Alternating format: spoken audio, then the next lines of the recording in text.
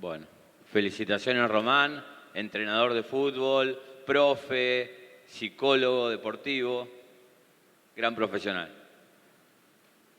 Y bueno, buenas tardes a todos. Agradecido a Diego que me haya invitado. La verdad que para mí es un gusto poder compartir con todos ustedes este ratito de fútbol, que es de lo que voy a hablar. En la publicidad, en la propaganda del evento, dice metodólogo. En realidad soy entrenador, ¿sí? La palabra metodólogo en nuestro país todavía no está insertada en los clubes como tal, ¿sí? La tarea de metodólogo que se lleva adelante en Europa tiene que ver con entrenadores, especialistas en el estudio de métodos de entrenamiento que llevan adelante planes de entrenamiento para clubes, ¿sí? Entonces, desde hace un par de décadas en Europa, los grandes clubes y los no tan grandes también están trabajando en esa línea, ¿sí? Con un metodólogo como el que tiene Atlético Madrid, como lo que tiene hoy Barcelona, que tuvo ya 2 o 3, Real Madrid, los grandes clubes tienen una persona que se encarga de que los entrenadores del club lleven adelante un proceso ordenado de cómo entrenar y cómo formar futbolistas sin que nadie se salga de la línea que pretende el club, ¿sí? Así que lo que vamos a hablar un poquito es de eso. Vamos a hacer primero un poquito de historia, ¿sí? Y después vamos a ir metiéndonos un poquito más y vamos a encontrarnos con que, si bien aquí no está tan internalizado el tema del metodólogo, van a encontrarse con datos que son importantes y que se van a dar cuenta que Argentina tiene mucho que ver con todo esto.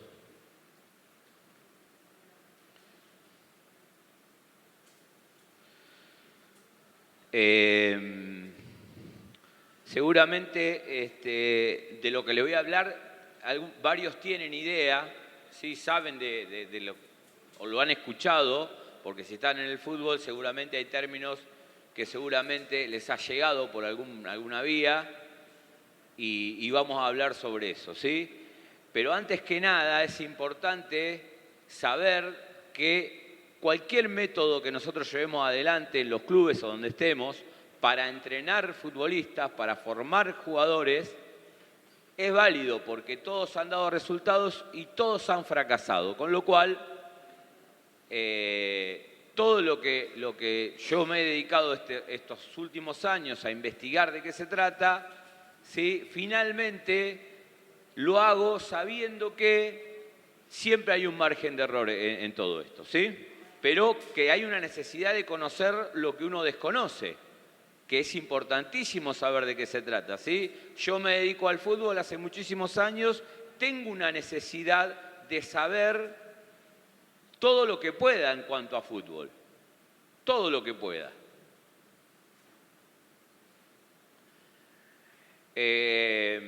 Antonio Damasio es un neurocientífico muy reconocido a nivel mundial, que ha promovido estudios importantísimos acerca del ser humano, ¿sí?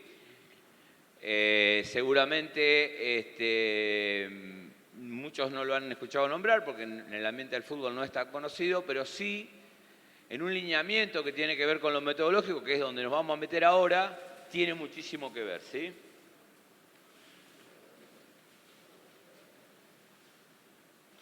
Durante muchísimo tiempo, el fútbol es un deporte especialísimo, ¿sí? Pensemos ahora entre todos, deportes que se jueguen con los pies.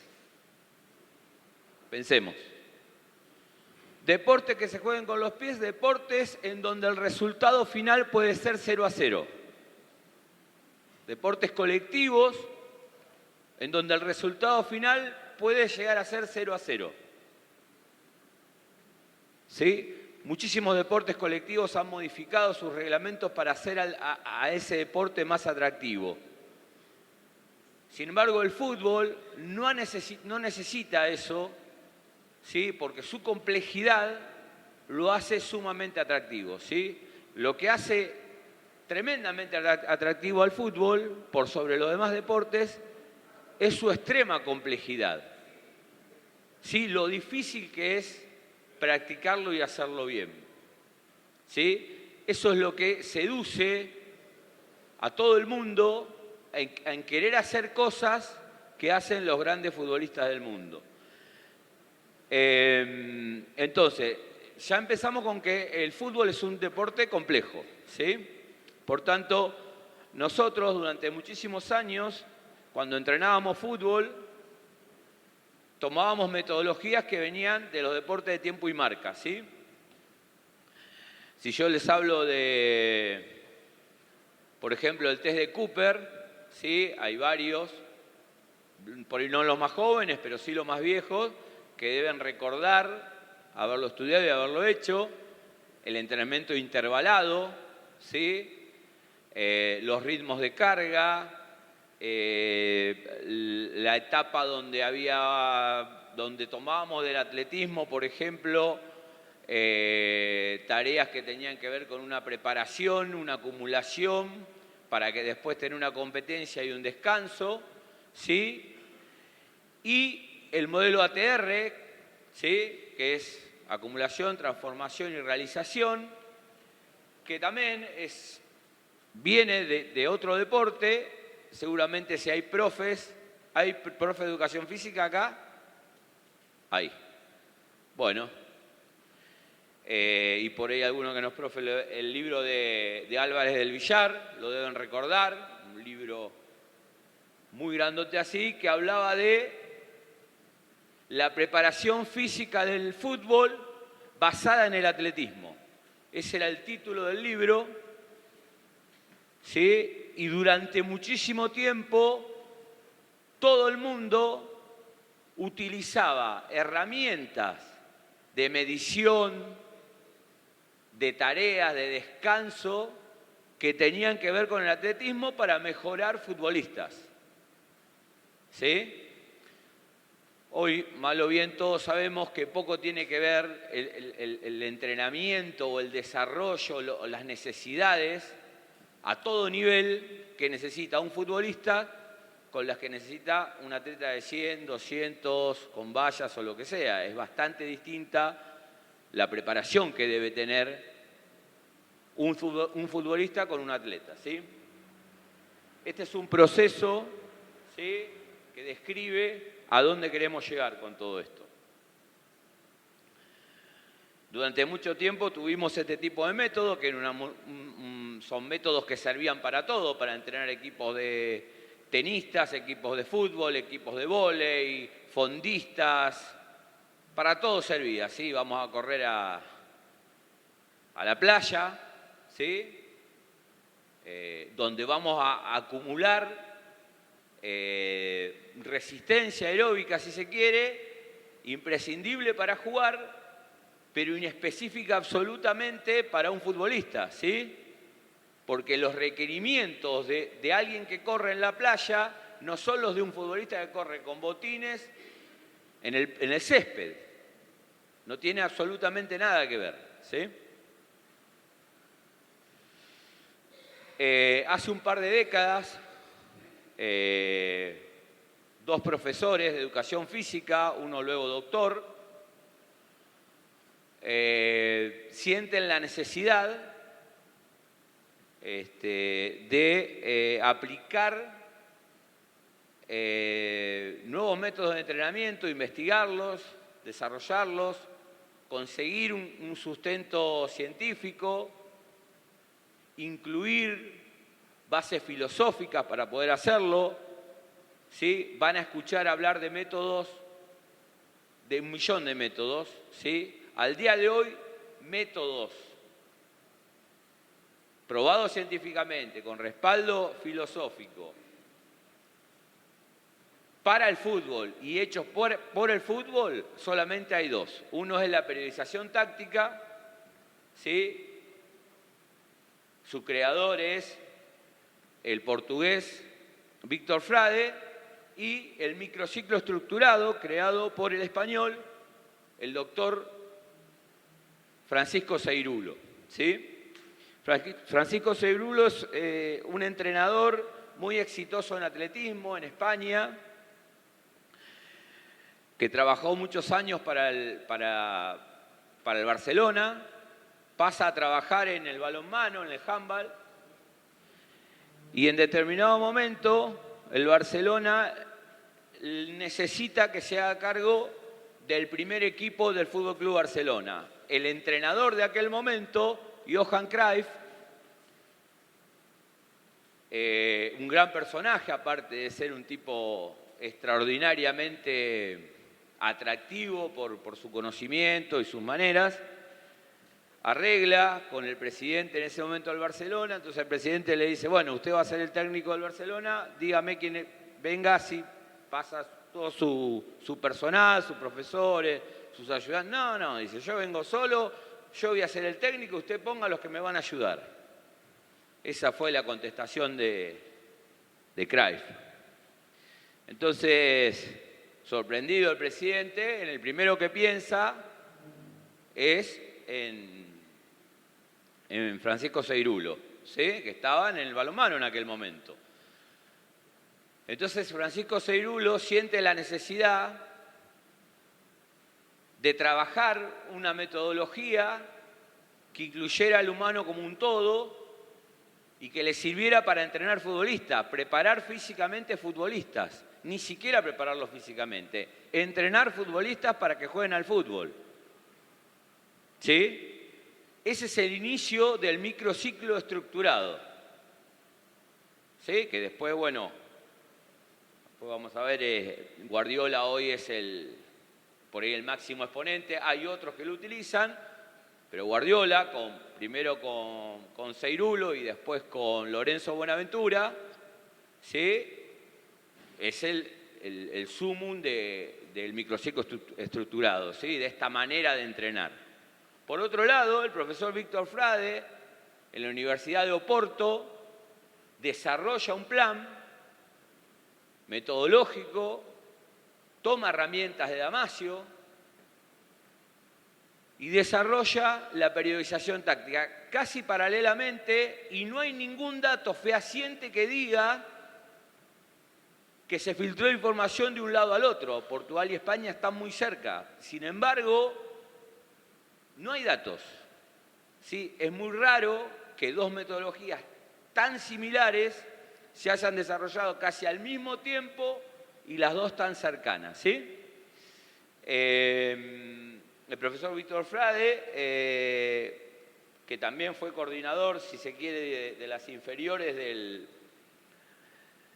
Club Porto durante muchos años, también era profesor en la universidad, y uno de sus alumnos es Xavi Tamarit, quien es hoy colaborador de Mauricio Pellegrino en su cuerpo técnico. El máximo exponente de la periodización táctica es José Mourinho, ¿sí? Su colaborador Rui Faría, también alumno de Frade, y máximo exponente, así como Guardiola con el microciclo estructurado, ¿sí? Vamos a algunas frases que son importantes que ustedes tomen en cuenta. Pero antes de eso yo les quiero contar una pequeña historia cortita que pasa ya por los 90, un poco antes quizá, con el Mundial que se juega. Alemania sale campeón, tiene un proceso después errático y necesita incorporar, se da cuenta que el fútbol va por otro camino, hay algunas modificaciones reglamentarias, como por ejemplo no poder jugar un pase atrás y que el arquero la levante con la mano, que seguramente hay muchos que se acuerdan que pasaba eso, ganaba 1-0, se la daba al 2, el 2 te la daba, esperaba que te apretara, el arquero la levantaba, y así el partido no terminaba nunca. El peor mundial de la historia en cuanto a goles y espectáculos es el Mundial del 90, donde fuimos protagonistas y jugamos la final, ¿lo recuerdan? Bueno, es el peor mundial de la historia. Entonces se dan cuenta que las necesidades que van a venir son necesidades de un fútbol distinto. ¿Sí? Hasta esa época los alemanes tenían tipos de 1,80 m para arriba, muy fuertes, físicamente muy desarrollados, todo el aspecto físico, pero de baja calidad en cuanto al juego asociado, en cuanto a la versatilidad de poder atacar y defender y todo lo demás. Entonces, cuando se dan cuenta de eso, dice, bueno, ese tipo de jugadores lo forman, lo desarrollan, ¿en dónde? En América Latina. Y primordialmente en aquel momento en Argentina y Brasil. Líderes absolutos, más Brasil en aquel momento, en exportación de ese tipo y calidad de futbolistas. Con toda una historia atrás que también lo respaldaba. Hoy, desde 2011 a esta parte, el líder absoluto en exportación de futbolistas al mundo es Argentina. Y en franco crecimiento, ¿sí? Y alargando la brecha cada vez más con Brasil, puede haber un tema económico de los clubes de Brasil, que por ahí pueden mantener más a sus futbolistas, pero hay una realidad que indica que el futbolista que se forma acá como producto es lo más importante y el valor más importante que nosotros nos podemos poner a nivel fútbol, a nivel mundial. En eso somos líderes, vamos a seguir siendo líderes por lo menos 3 o 4 años más, eso no va a variar, de eso estoy seguro. ¿Sí? El interior donde yo me fui a trabajar precisamente por esto, hace 2 años, lleva un proceso que está soportando una realidad social que no es la que se vive acá, donde el futbolista naturalmente se desarrolla en los potreros, uno recorre el interior de Santa Fe, que es donde yo estoy trabajando, y puede ver que se sigue jugando a la pelota, no al fútbol, los chicos siguen jugando a la pelota. Ese desarrollo nos va a dar 3 o 4 años más de proceso de formación de futbolistas talentosos. ¿Sí? Cuando viene a Alemania va a los clubes. Cuando vino a Alemania a investigar, fue a los clubes. Y cuando fue a los clubes se encontró que hacían sentadillas, la escalera de coordinación, pasadas. Entonces los alemanes que dijeron, no, dice, pero esto lo hacemos nosotros y lo hacemos mejor que ustedes. Algo pasa acá, dice. Porque si esto nosotros lo venimos haciendo hace un montón y lo hacemos mejor porque este proceso es un proceso que lo inventaron los rusos, esto los cubanos, esto, las grandes escuelas de entrenamiento a nivel mundial, ¿sí? Olímpico todo, ¿no? Tomado del deporte olímpico. Entonces, le sigue la duda, otra comitiva al mismo tiempo en San Paulo, en Brasil, encuentra el mismo proceso, en los clubes se hacía exactamente lo mismo. Entonces, los llevan a La Pampa, un viaje a La Pampa, y en ese viaje a La Pampa se encuentran con esta realidad del interior del país, donde los futbolistas, la materia prima, estaba ahí. Después le ponían lo otro en los clubes que terminaba de desarrollar al futbolista. Pero el problema de esos países es, y sigue siendo, yo estuve el año pasado en España, sigue siendo la materia prima. Dotaron a todos los espacios públicos de arcos, le pusieron redes. Bueno, las redes no las rompen. Yo me imagino acá, cualquier lugar, ponen arco, ponen las redes, rompen las redes, se las llevan. Bueno, allá pusieron arco, pusieron redes. La gente no juega al fútbol en los parques. Los chicos no van a jugar al fútbol al parque. Van a la academia, van al club a jugar al fútbol. Acá se juega al fútbol, en el recreo, abollo una hoja, la tiro al piso y jugamos 1 contra 1, el arco es la puerta del salón. Eso ocurre acá. Nosotros tenemos una materia prima extraordinaria. Y a partir de eso hay un proceso metodológico importantísimo de parte de ellos que lo que dice Frade es, hay una necesidad de exportar esa matriz del fútbol de la calle a los clubes, a las academias. Y ahí nace el sumum, el eje de la periodización táctica. ¿Qué es la periodización táctica?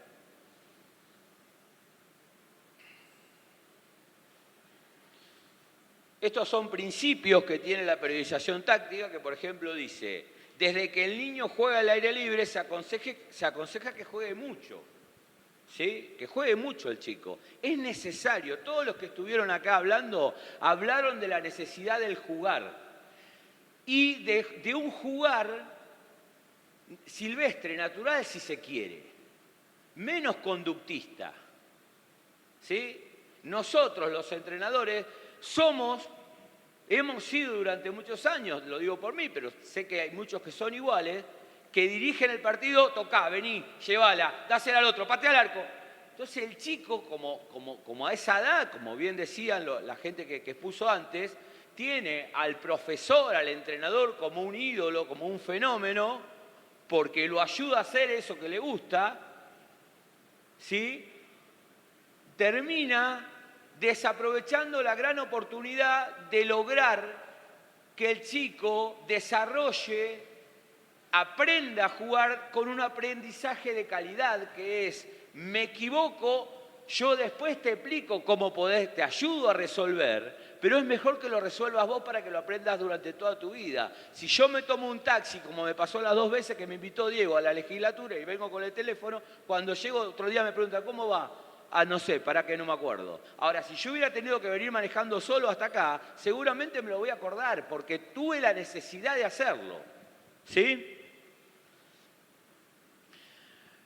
Se habla mucho de estímulos propioceptivos, ¿sí? La necesidad de cómo me apoyo para no caerme, mantener un equilibrio, hacer todo lo demás. Hoy hay unas esferas para pararse arriba. Bueno, yo les aseguro que eso también se necesitaba antes. O sea, Dybala necesitó de eso. Y más atrás, Houseman lo necesitó también. Pero ¿saben cómo lo desarrolló? Con horas y horas de jugar en lugares donde no se podía apoyar bien, donde tenía que evitar chocar con el grandote, porque el grandote es lento, pero es más fuerte, entonces tengo que pasar más rápido. Con este que es más rápido, me tengo que apoyar para poder chocarlo. Ese es un aprendizaje del juego perpetuo, que me va a servir para siempre, ¿sí? De esto es lo que estoy hablando, ¿eh? En torno a esto, hay una necesidad de entrenar, como decían hoy también, de que muchos buscan un trabajo de, no sé, como decía el doctor, de Simeone o de quien sea, o decía hoy Juan Cruz, lo miran en YouTube y lo llevan y se lo hacen hacer a los chicos. Y yo la verdad que hay que ver, no creo que sea tan necesario enseñar eso a esas edades para formar un futbolista. Capaz que me puede servir para poder ganar un partido el fin de semana, que no le interesa absolutamente a nadie, más allá que al que conduce, ¿sí? Pero no creo que le sirva, creo que por ahí hacer un juego de 3 contra 3 le puede servir mucho más a un nene de 7 u 8 años, ¿sí? Que tenerlos parados en fila, explicándole y ellos se empujan y el otro profe y encima va el profesor y lo reta, ¿sí? Hoy que me toca a mí tener el trabajo de inferiores, ser el coordinador, el otro día le dije a un profesor, pues no lo retes, fíjate que no hagan filas, no los tengas parados y te evitás de retarlos encima. ¿Sí? Tenerlos activos, que jueguen, que se caigan, pero que estén todo el tiempo jugando. ¿Sí?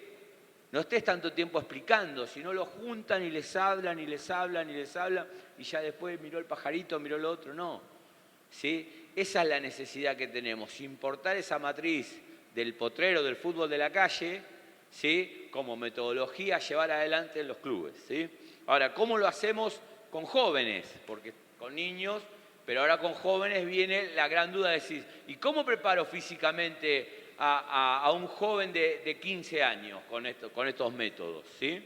Bueno, el desarrollo, acá hay una composición de tareas, ¿sí? que armamos, que puede ser la manera en la cual entrena, por ejemplo, hoy el Manchester City, ¿sí? Vamos a dividir las tareas en genéricas, generales, dirigidas, especiales y competitivas, ¿sí? Y, por ejemplo, ¿qué son genéricas? ¿Sí? Correr en la playa, ¿sí? De las cuales estos procesos, estos métodos de entrenamiento no contemplan absolutamente nunca ir a correr a la playa, salvo que ese correr en la playa esté ligado a un tema más de la cabeza que de una necesidad física. Porque si yo estoy con un grupo que viajamos a hacer la pretemporada y hay una playa que está hermosa, donde no hay nadie, y uno ve que el grupo está con ganas de ir a correr a la playa, sí, quizás esté bueno sacarlos a correr a la playa, pero no como una necesidad desde lo físico, sí como una necesidad de ver al individuo como un todo.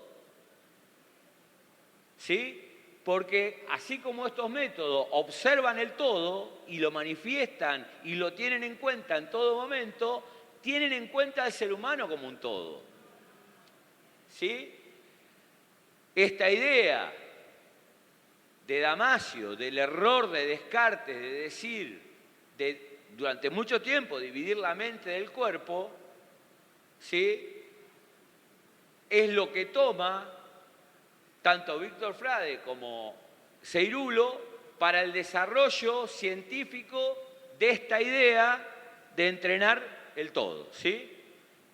Generales, escalera de coordinación, por ejemplo. Prácticamente no se hacen esos trabajos, uno tiende a entender, ¿sí?, de que la escalera de coordinación me da una coordinación neuromuscular, una coordinación a nivel cognitivo y demás, ¿sí?, para un montón de deportes. El tema es que el deporte nuestro se juega con los pies. Entonces yo pongo a un chico a hacer jueguito hasta allá y que vuelva, los apoyos que va haciendo mientras va haciendo jueguito, hay un estímulo coordinativo. Yo les pregunto a ustedes, ¿qué se acerca más a la necesidad? ¿Un trabajo en escalera de coordinación o un trabajo con el balón? ¿Dónde estoy más cerca de darle una herramienta más al futbolista? Nadie dice que la escalera de coordinación esté mal. Lo que se plantea aquí en estos métodos es buscar un entrenamiento no solo de cantidad, sino de calidad. Acercar al máximo posible la calidad del entrenamiento que uno pretende desarrollar, ¿sí? Repito, no está mal la escalera de coordinación, como no están mal las pasadas, como no está mal el intermitente. Ahora, si yo lo puedo hacer, esa carga la puedo desarrollar, tengo la capacidad de desarrollarla en tareas que tengan que ver con un jugar que yo pretendo para mi equipo, y puedo hacer que esa carga aeróbica, anaeróbica, la tengan en el desarrollo de tareas que que están involucradas con lo táctico colectivo, di un paso adelante. ¿Me explico? Estoy un paso adelante. ¿Sí? No trabajé una sola dimensión. El fútbol tiene 4 dimensiones, ¿sí? La técnica, la táctica, la física y la psicológica. De las 4 dimensiones, si yo estoy trabajando un intermitente, estoy trabajando una dimensión. Si yo lo que trabajo es un trabajo donde los centrales y el 5, pasados en mitad de cancha, tienen que ir a cubrir pelotas a espalda de 40 metros, y una vez que llegan ahí, resuelven la jugada, tienen que volver otra vez, y en todo ese ida y vuelta hay comunicación, tomá ya, vení que yo te cierro y todo lo demás, está el componente físico porque voy, vengo, de acuerdo a las repeticiones que nos planteemos que sean necesarias. Está el cognitivo porque permanentemente, como hay una pelota en juego y hay rivales, hay toma de decisiones. Y en esa toma de decisiones hay un aspecto táctico también, ¿sí? Porque nosotros le tenemos que dotar de herramientas de acuerdo a los atributos que esos defensores tengan además para poder resolver esa situación del juego, ¿sí? Y este es el planteo que hacen este tipo de métodos, ¿sí? La periodización táctica plantea estos principios, ¿sí? La piedra angular del método es la especificidad, que todas las tareas tengan el principio de especificidad, ¿sí? El principio de la progresión compleja, que es la dinámica del cómo. O sea, yo puedo hacer un trabajo un día de una conservación, de un mantenimiento de 5 versus 3 en 30 por 40. Si yo en lugar del 5 versus 3 lo hago en 3 versus 1, baja la carga cognitiva, por ejemplo. Si yo en vez de hacerlo en esos metros cuadrados lo reduzco y lo hago en un 20 por 10, baja la necesidad de los recorridos. Va a haber más choques, ¿sí? Entonces, cuando nosotros hablamos de progresión compleja, yo tengo una idea a trabajar, a mejorar un aspecto de mi equipo, de mis jugadores. En esa idea de mejorar, yo tengo que arrancar el lunes, supongamos, planteándome cómo va a ser mi semana, hacia dónde voy. Y en ese hacia dónde voy, tengo que ver cómo llego allá, porque arranco acá. Y no puedo arrancar con el trabajo de 11 versus 11. ¿Sí? Tengo que arrancar del subprincipio para poder llegar a ver si al 11 versus 11. Y después al partido logro que situaciones simuladoras, que son simulo que juego, situaciones simuladoras preferenciales de las que habla Francisco Seirulo, ¿sí? Tengan una progresión que tenga complejidad, pero que logre que el niño lo haga. Porque también en eso, el joven o el niño o el grande en primera división, nosotros necesitamos elaborar tareas, ¿sí? Que el jugador pueda hacerlas, que mi jugador pueda hacerlas, que tu jugador pueda hacerlas. Porque si no las hace, ¿sí? El tipo se cae, se siente incómodo y pierde la alegría de poder lograr alcanzar eso que le están pidiendo, ¿sí? El principio de la alternancia horizontal es la que regula los entrenamientos del morfociclo patrón. Yo les decía antes, había mesociclos, macrociclos. Este tipo de metodología habla de semana a semana, de un trabajo semanal, ¿sí? Donde plantea el trabajo solamente como una unidad de semana. No mira dentro de 3 meses voy a hacer lo otro, ¿sí? Lo plantea de semana a semana. Acá Diego me hace seña, así que voy a pasar un video y vamos terminando. Después si alguno tiene alguna otra preguntita.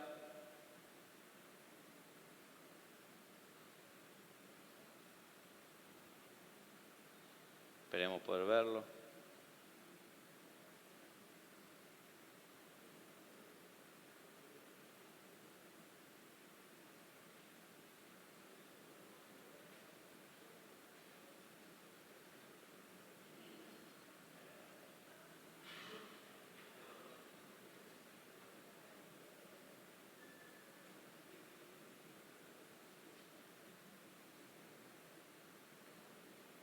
Bueno, no lo podemos poner. Este es un video que lo pueden encontrar en YouTube igual, donde Francisco Seirulo habla en el último congreso donde estuvo en España, le hacen una nota después del congreso y habla precisamente de su idea de preparación de futbolistas más allá de la idea del preparador físico convencional. Imagínense que uno para poder insertarse en este tipo de metodologías lleva años de estudio, hasta ahora por suerte los libros de la periodización táctica están en español, pero cuando yo empecé a comprarlos estaban en portugués, con lo cual hasta un idioma tuve que aprender.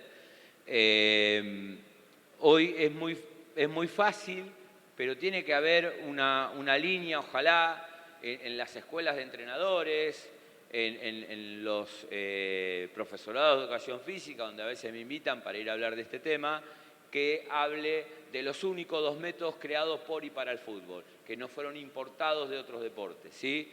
Para mí es importantísimo que todos los que estamos vinculados al fútbol nos metamos en eso y podamos entender de qué se trata. No para que lo utilicemos, pero sí para saber de qué estamos hablando, ¿sí? Yo les agradezco mucho, le agradezco a Diego y bueno, a disposición después para lo que necesiten. Mi nombre es Gustavo Mármol, me pueden encontrar en las redes, ¿sí? Si tienen contacto con Diego, les puede dar mi casilla de mail. Así que bueno, si hay alguna pregunta y si no, les agradezco muchísimo.